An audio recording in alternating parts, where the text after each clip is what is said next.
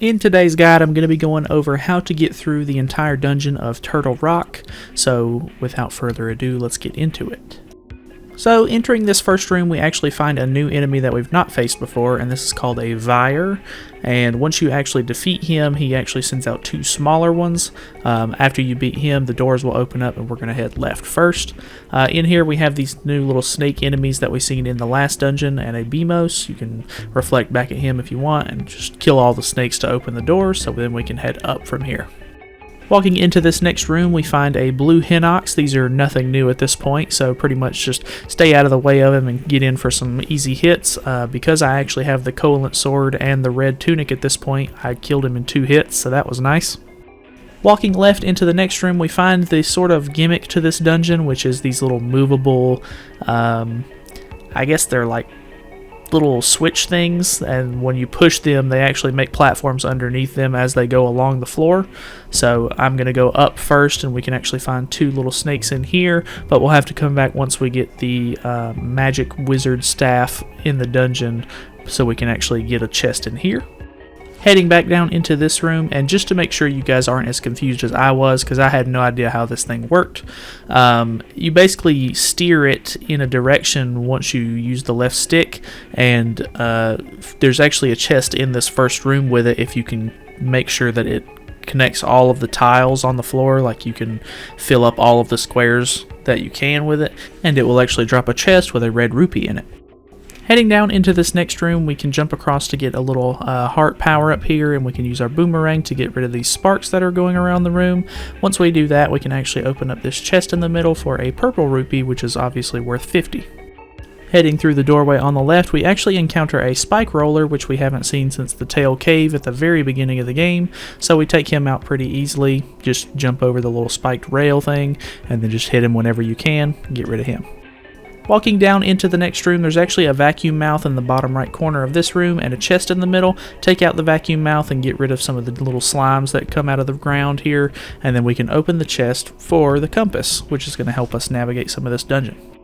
Back at the mini-boss room, we head up this time to actually find a spark and a Vyre. If we take out the Vyre, it'll actually drop a small key down from the ceiling, which is going to be our first one for the dungeon, and then we can backtrack back to that beginning room.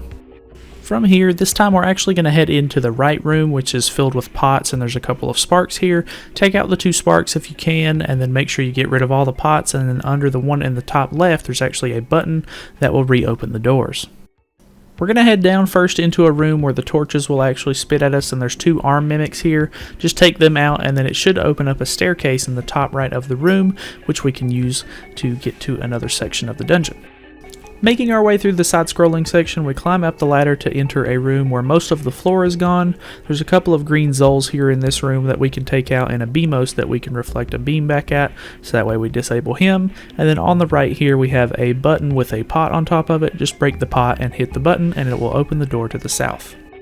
Heading down into this room, we actually find a rover, which we haven't seen since the face shrine, so use the same method what we did back then, and just make sure he throws the ball at you and you pick it up before he does, and just throw it at him a couple of times, and he should go down pretty easily.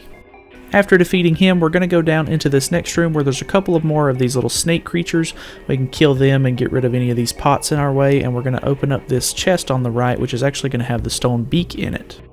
Now that we have that, we can actually head into the bottom left of this room and go down another little staircase into another side-scrolling section. Getting through this, we emerge into a room where we're actually blocked by a bunch of these little blocks on the other side. So we head down and we actually emerge into a room with a lot of lava that we can't really get around at the moment. So you can see a bomb wall there. So we head back up into this next room and we can bomb the wall on the south side and then make our way through there. From here, we're a little bit closer to this bottom path, and there's actually a chest over here on the left. If we actually push these little blocks on the left out of the way, we can kind of do the whole move the bottom and the top one first, and then move the middle one out of the way so we can open this chest, and we'll actually find the map in here. At this point, we can kind of start moving these little blocks on the bottom half here, and we can actually push one into the lava and go down from here, and we actually realize that we open up into the very first room of the dungeon. So now we've kind of made a loop-de-loop, and we can start messing with this little block thing here to try to figure out where to go next. So if we actually push it up and all the way to the right first, we can go up onto this little raised platform on the bottom of the screen. If we go down from here, this will actually drop you off into the pot room, but if you go up the stairs, we actually figure out that we can't go through here yet because we need the little magic rod, and we don't have that quite yet. From here, we can actually just jump across the lava and go to the right here, and we can see a bomb wall on the right here, so we're just going to blow that open and see what's inside. Walking in, we actually see a color crystal. I definitely recommend keeping this on the blue setting because I switched it here and went all the way to the end, and it actually, there's only one set of color blocks and they actually block you if you change it to the red setting, so just keep it on blue to save yourself the trouble, and then you won't have to worry about it later. And of course, as you can see, if we go up that little staircase there, it's just going to be another blocked off section that we can't get to yet. So we're going to head up to this little pedestal here and hop down and open this chest, which is actually to the right of that potted room. And then we're actually going to get a little green Zol that hops out. And at this point, I think I was really confused on where I should be going. So I went to the right, and this is the only room that I had not explored yet. And it said that there was supposed to be a chest, as you can see by the little compass indicator there, but I couldn't figure it out for a while. So this is basically how you do it. So this is actually one of those rooms where we actually just need to fill in all the gaps with this little mechanism thing. I don't know what to call this, but you basically just fill in every single gap you can using that pattern that I just showed you right here, and it's actually going to drop a small key from the ceiling on the left side of the room here. Grabbing that, we should now have 2 small keys in our inventory. I know that on mine it says there's 1, but we go back to this room right here and push it to where we can actually access this top section. Push that right one over a little bit, and there should be a little key that you have to unlock right there where I was stepping, and then we can go over to the right to open this other door and progress through the dungeon. Inside this room, we actually have blade traps in all 4 of the corners and a red Stalfos, and as you can see, that top door is a one-way door, so you can't go back down through it, so I decided to go through this little staircase first. There's a side-scrolling section here where if you make it all the way through, it basically just brings you out into the other side of a room where you can't even do anything except grab a couple of power-ups, so I wouldn't worry too much about this. Making our way back over to the one-way door, we can bait out those blade traps and hop on through, and this is going to bring us to a room where there's a couple of different things we can bomb here. Don't worry too much about those little blocks that we can bomb, as we don't really need to. There's nothing under them or anything, but there is a bomb wall there on the left, as you can see, so we're going to go do that and see what's on the other side. Entering in this room, there's a couple of sparks flying around on the right side here, and you can jump over. Don't even worry about lighting those torches unless you just want to be able to see, because they don't do anything. And then we have a little key block here, so just keep this in mind as we go through the dungeon, so that way we can come back once we grab another small key. Backtracking one room and heading up from here, we actually come into a room where a lot of the floor is able to be cracked, so be careful in this room, but we need to kill these little mummy enemies so that way we can drop another small key, and it'll drop actually right there at the entrance of where we came in at. And from here we can grab that and head all the way to the left. This room actually has 2 Dodongos in it. I really wouldn't recommend fighting them, as they will respawn if you don't do this correctly, so I wouldn't worry too much about them, and we're actually going to go open up that little key block really quick to see what that leads to. Opening this and heading to the left, we actually come out into a room with a small little snake enemy, and there's a raised up section where we see another little key block.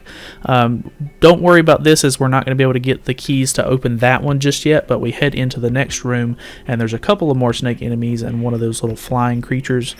Kill them if you want to, but our main goal here is going to be to blow open that bomb wall on the left. Walking through the door, we actually emerge on the other side of some lava. We can actually jump across this right here, and we're going to take out these couple of sparks.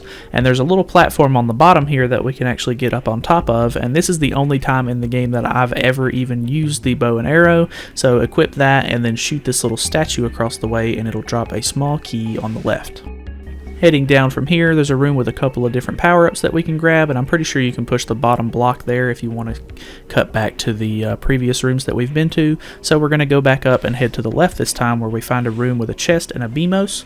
Just reflect that back at him and get rid of that, and then we can push this block down and to the right and open this up to find a small key. Heading to the left and down from here, it actually emerges us at the little room where we needed the magic rod to begin with, so we're just going to head back up here and backtrack to the previous room. From here, we're going to head up and find another Vire and 2 more snake enemies. We're going to be required to kill the Vire here to open up this door on the left, so I'm going to grab that piece of power there and beat him to death. Heading through the door on the left, we can only go up the little staircase here, so we're going to go across, and we can actually use our hook shot now to swing across here and open up to find a purple rupee, which isn't worth a whole lot, so just grab that and then we can hop down from here. Heading into the room on the right, we can grab this arrow's power up and head more over to the right and open up this door with the small key. This is actually going to bring us to the room that's just to the left of the dodongos, so we can take out a couple of these slimes and go up from here and take those little stairs, and we can actually make our way to a little chest. Hookshotting across and opening the chest, we can find some secret medicine. I already had some, so I put mine back, but if you didn't already have any, that's really helpful, because if you die, you'll actually just regen your health back and get back up to fight again. So, very cool. Heading back to that room where we killed the Vire earlier, we're going to go into the staircase on the top this time. That's actually going to lead us out of the dungeon, which is the second time that a dungeon has done this. So make sure you grab this heart piece on top of the little platform here, so that way you have that. And then we head over to the right to find another entrance back into the dungeon, but it'll be above the dodongos.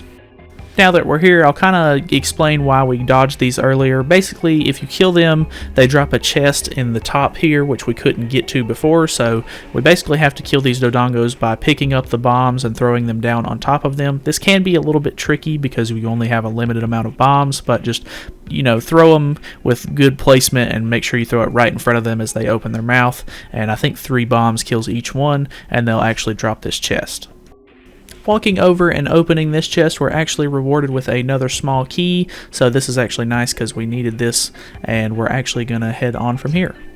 Making our way back to the room where we jumped in through the bomb wall and across the lava, we can actually go up now and open this little key block, and we can use our hook shot to get across this gap right here and use another key to get through this key block, and then we can go through the stairs here to another side-scrolling section. Climbing up the ladder on the other side, we emerge and we see a chest, and this is the reason why I told you guys to make sure that you keep the setting on blue for the color crystal. Other than that, we hop down and we find a new mini-boss that we've never faced before. So this is Blano, and he's pretty much going to do these long punches where he winds up and punches towards you. Just make sure you don't hit him in the gloves, as it's not going to do any damage, so just kind of get over beside him or behind him and take him out. He's not too bad, and it'll open up the door in the top right, and it'll actually open the teleporter back to the main room. Now that I've swapped the color crystal back, we head up into this next room and we grab the chest, and this is actually going to have the magic rod in it, which is going to be really nice because it's going to help us get through the rest of this dungeon, and it's a pretty cool item because it doesn't use mana or anything, and it doesn't have a limited amount of uses, so pretty cool. Heading back to that first room that we needed it in, we can shoot these little 2 fireballs at these torches, light those, and it'll drop a chest from the top. We open that and we'll actually get a small key. Making our way back to the main room with the lava in it, we can open up the little passageway now and go into those top stairs, and this is actually going to be where we're going to use the magic rod to get rid of these little ice blocks, so just shoot it across and kill the Goombas, and then head on to the left. Walking into the next room, it's pretty straightforward. Just take out that top row of ice and you can kill the Goombas if you want to, and then we have access to the ladder. We'll come down here and emerge on the other side. This takes us to the room left of where we fought the second Vire. We actually head to the left here and we see another mini-boss, which is another Hydrasaur that we faced in the past. So this time you have to stick to the walls and just make sure you jump over him and hit him from behind a couple of times, and you'll finally take him out. This is going to open up the door at the top of the room, so we head in here and we have another one of these puzzles where we have to fill in all of the gaps, so let's do that. I'm sure there's multiple different ways that you can solve this little puzzle, but just in case you needed one, this is the way I did mine, and this is actually going to drop a chest once you're done with it in the top right of the room.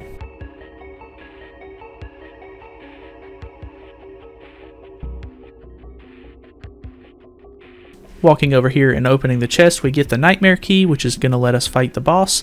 So now we can head back to that main room with the lava and go up the other staircase, which should lead us there. So doing just that, we head through the staircase on the very far right of the room, and I thought this was actually going to be a little bit harder than it was. I thought you were going to have to take these out in a specific order or like in a specific way, so that way you can actually make your way to the left here, but from my experience I just shot all of the blocks and then just went all the way to the top and then kind of Pegasus boot jumped over to the left there. I don't even know if it took Pegasus boots, but you just jump to the left and you actually can make it into that little hole with the block. After that, we make our way to the left here, and this is actually going to be a little bit more of a, like, do it in a specific order. So we take out the bottom, and then we shoot up directly there, and then we can just jump straight across here, and it makes stairs for us, and then we can head down the ladder, which will emerge us right before the boss room. So heading up and unlocking the door, we walk into a room that's pretty much filled with lava, and there's a doorway at the top, but this is going to be our fight with Hothead as soon as he talks to us a little bit about not wanting to wake up the windfish. So for this fight, I was actually not expecting to use the magic rod, just because I figured fire versus fire wouldn't really work, but in this case it does. As soon as he comes out and he's like in mid-air, you shoot the fire rod at him and it hits him and he kind of like loses his flames. So then he starts running, or like flying around the room rather, and then bouncing off the walls. Just hit him as many times as you can with the rod, and then he should change into his second phase. During this phase, he's going to pop out of the lava a little bit more frequently. Just make sure you keep shooting him with the fire rod as much as possible, and after a couple of hits it should take care of him pretty easily, and then it will drop the heart piece in the top left of the room, and we should be able to go into the next room to get our instrument. So walking through the doorway, we see the drum on the pedestal, and we walk up and we grab it, and this is the thunder drum, which is the 8th instrument. So now we can officially go and wake the windfish. From here, the screen is going to turn white, and it's basically just going to tell you to go to the egg, which is a good indicator that we've pretty much made it to the end of the game, and we're ready to take on the final boss. So that's pretty much going to be it for this guide. Thank you guys so much for watching, and I hope this helped you guys out. If it did, try to leave me a like maybe, I don't know. It takes a lot of time to make these guides, but other than that, I will see you guys in the next one, so see you then.